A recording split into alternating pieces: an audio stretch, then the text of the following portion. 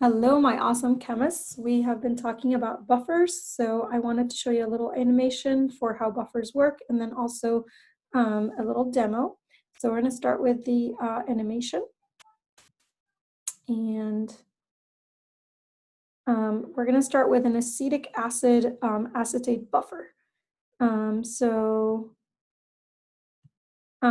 This is an acidic buffer. So acetic acid is a weak acid. Remember, a buffer is made up of a weak acid with its conjugate base or a weak base with its conjugate acid. And so this is a weak acid. And I'm going to add some more acid to it, some more H pluses.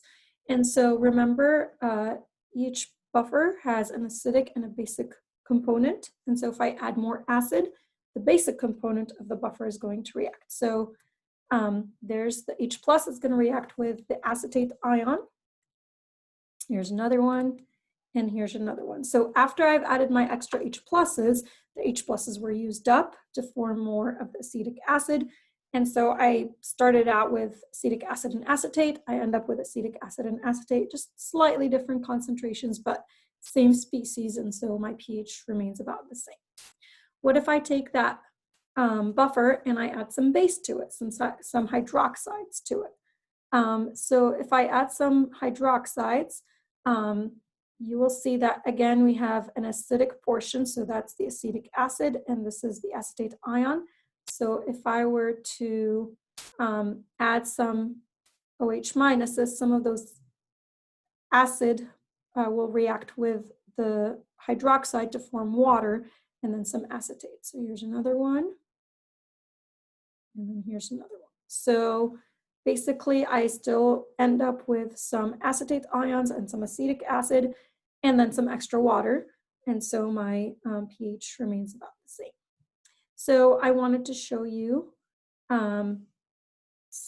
that buffer. And before I show you the buffer, I'm going to show you first some just water to see what happens when I add acids and bases to them. So I'm going to take some water and I'm going to add some universal indicator. And universal indicator is green when it's neutral. So hopefully you can see that that's a green color. And I'm going to do that for another one as well. And so you can see they're both green right now. And I'm going to take the first one and I'm going to add to it a drop of some HCl. So the pH is green right now. It's about pH of 7 or so. I'm going to add some HCl to it. And I added only like a drop. And a drop of 0.1 molar, so pretty weak acid, weak concentration, I should say. And it drops it all the way to probably 1 or 2. And so dramatic change in the pH. Now let's try the same thing, but my water with some NaOH. So again, 0.1 molar, 10th molar NaOH, so pretty low concentration. And I'm just going to add a drop, and it goes to purple. So again, dramatic shift. I go from pH of 7 to pH of probably 12 or 13 or so. So this would not be a buffer. Water is not a buffer because with very minimal amount of H pluses or OH minuses, I change the pH dramatically.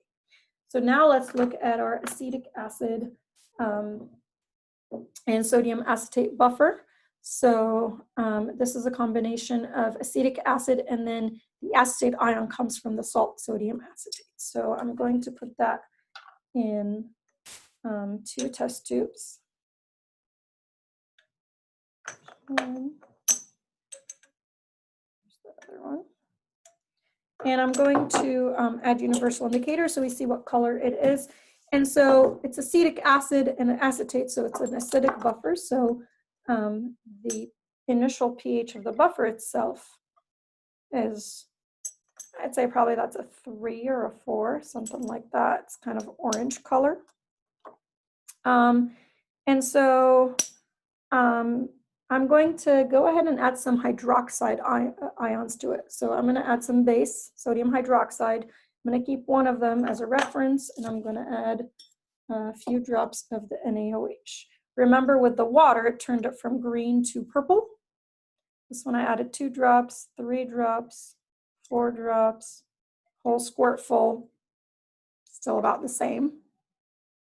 Another whole squirt full, still about the same.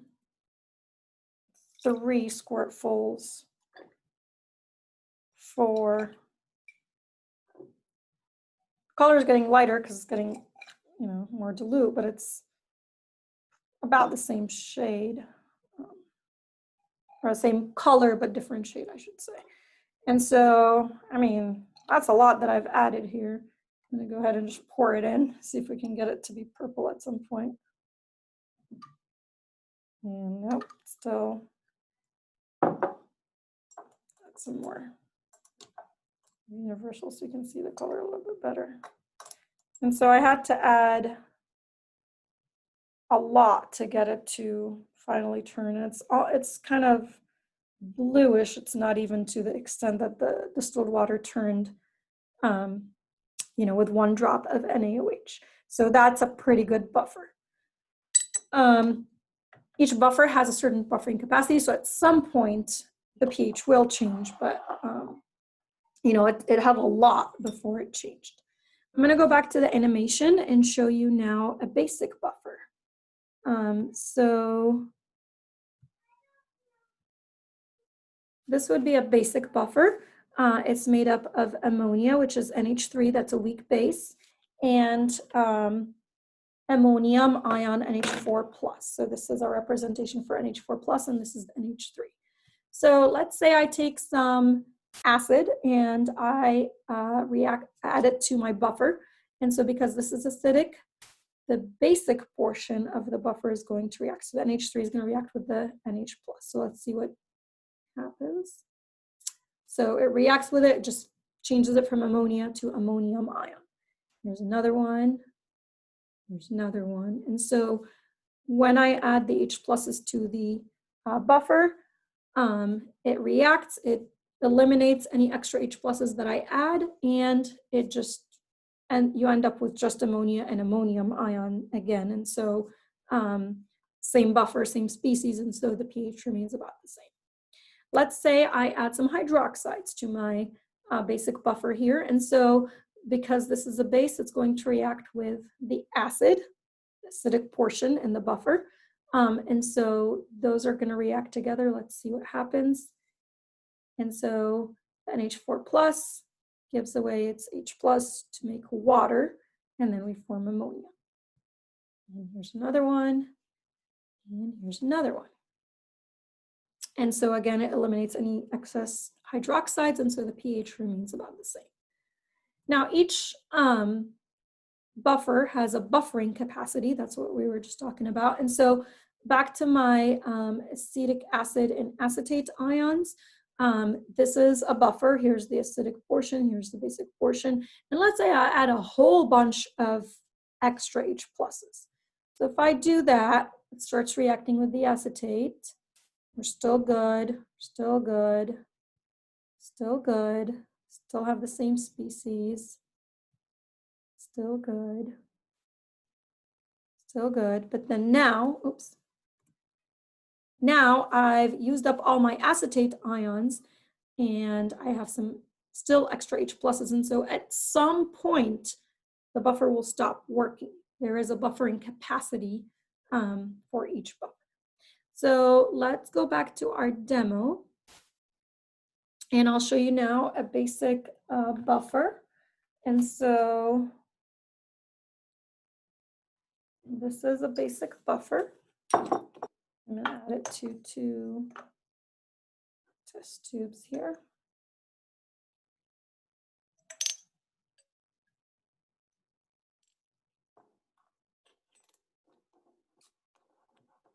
And I'll add my universal indicator.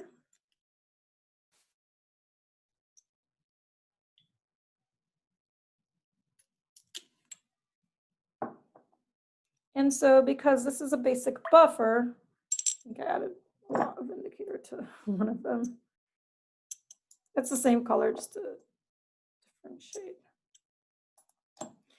So it's kind of like a purple color. That's because it's a basic buffer. So it's a weak base with its conjugate. So I'm going to keep one for reference, and then the other one, since it's already purple, I'm not going to add hydroxide to it. I'm going to add some H pluses to it.